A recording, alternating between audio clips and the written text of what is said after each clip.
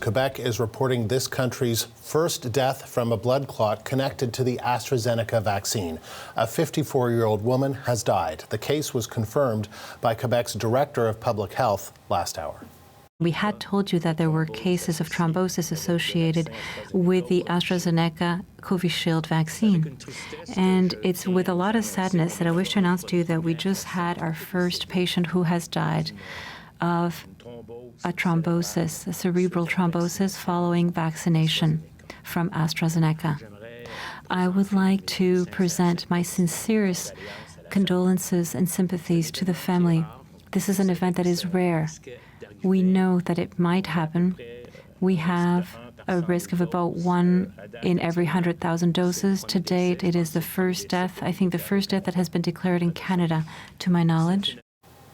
For more on this, I want to bring in Dr. Zane Chagla. He's an infectious diseases physician, and he's joining us from Mississauga, Ontario. Dr. Chagla, thank you for taking the time to speak to us about this. What was your reaction when you heard about this death?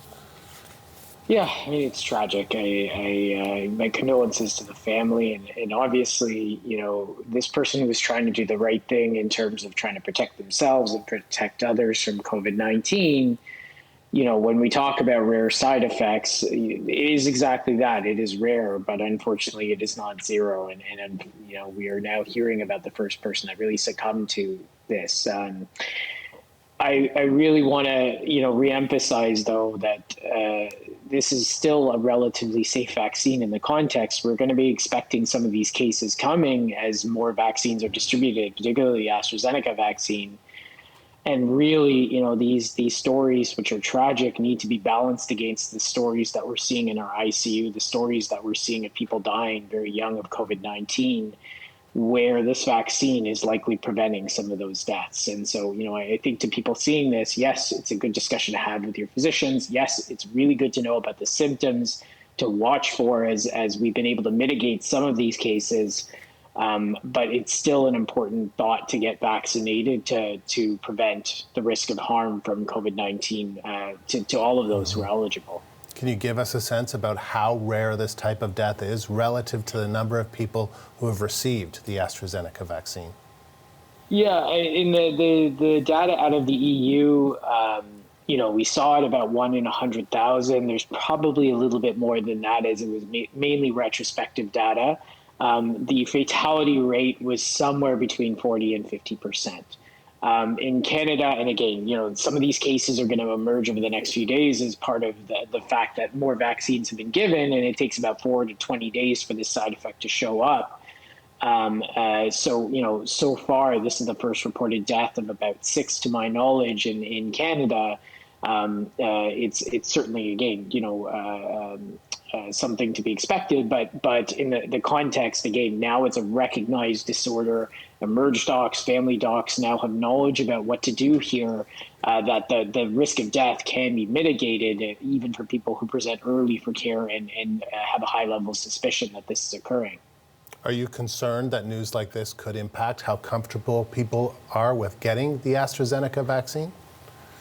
Yeah, I mean, I think there's certainly some hesitancy in people on the fence.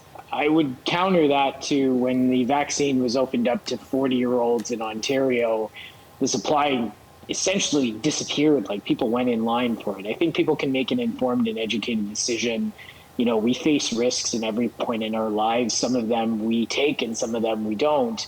But recognizing right now we have the highest COVID prevalence, I think, that we've had throughout the entire pandemic, I think people are making the decision generally to take what they can to protect themselves. And we know these vaccines protect people. We'll never count the deaths that are saved by the AstraZeneca vaccine. We won't count the ICU stays that are saved by the AstraZeneca vaccine. And that really has to be top of mind for people that are taking this, not just these tragic cases, which are unfortunate, but will happen. I mean, there are estimates in the UK, for instance, where AstraZeneca has been used in significant numbers, and they estimate that it's saved thousands and thousands of lives. So that's just kind of the balance, right? Exactly. And again, sorry, go ahead. Well, what would your advice be to people who have received, because a lot of people have received the AstraZeneca vaccine, or maybe have an appointment recently, have received it recently, and are maybe a little bit concerned about this news? Yeah, I mean, it's important for your provider, whoever's administering the vaccine, to answer your questions, have a risk and benefit discussion about, the merits of the vaccine. For people that have gotten a vaccine, the symptoms of this side effect, the clotting disorder, typically show up about day 4 to day 20. People should watch for chest pain, leg swelling, feeling confused and unwell, intra-abdominal pain, severe headache, signs of easy bleeding or bruising, or generally, again, if they feel unwell, to seek medical care. We have protocols now to actually recognize this, treat this, test this appropriately. There are hematologists on call across the country to deal with this. And so, again, this should not be an event people should have at home. This should be something that should be diagnosed in hospital and recognized relatively quickly. Dr. Chagla, I'm trying to keep track of all the vaccines that are coming into the country, and from what I can kind of remember, most of the vaccines coming into this country moving forward will be Pfizer. That will be the workhorse of our vaccination. And Moderna, there have been some issues in terms of when it arrives and that kind of thing, but Pfizer is really going to be the vast majority of new vaccinations moving forward. We've heard the National Advisory Committee on Immunization say for certain populations, they prefer the mRNA vaccines. Is Pfizer and Moderna a safer, better vaccine? Look, I think if we're talking at 1 in 100,000, it's balanced against the risk of COVID complications in individuals, and really that's where that discussion from NACI came from. A 20-year-old faces a different risk of COVID-19 and its complications as compared to a 50-year-old, where it's a slam dunk that any vaccine is incredibly important here. I think people do need to recognize, though, that getting that vaccine, not only is protecting themselves against death, which is the big outcome we're worried about, but hospitalizations, ICUs, long COVID, many of the other complications we see with COVID-19, like clotting and cardiac disorders. And again, those numbers add up to much, much more than needed. It is, really tragic these days that we are hearing, and colleagues are telling me about, people that were eligible for the vaccine that didn't get it. A year ago, I think we would have just shrugged our shoulders and said this was something that wasn't preventable.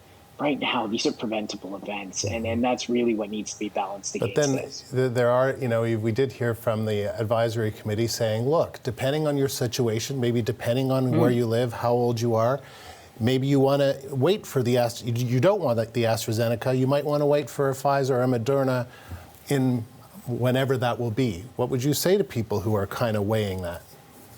Yeah, I mean, I think you can make that value judgment in a place like PEI that hasn't dealt with a lot of cases. And again, the average person isn't at risk in encountering COVID-19. I can tell you, though, across the most populous provinces from BC to Quebec, that's not the reality. We're in places where it's a moderate risk scenario for COVID-19, where the data suggests 30-year-olds and higher face a higher likelihood of being in the ICU and a higher likelihood of dying of COVID-19 than getting a side effect from the vaccine. And that's unfortunately the reality of the situation we're in today. All right. So just a final thought on all of this, just to kind of, calm people down that might be a little bit concerned. Yeah, people are scared. I think, again, it's a risk and benefit discussion. There are many things in medicine we do that we know that there is a calculated risk about part of it. We'll never, again, count the deaths. We'll never count the ICU stays. We'll never count the complications that were prevented by this vaccine. We'll always count the side effects.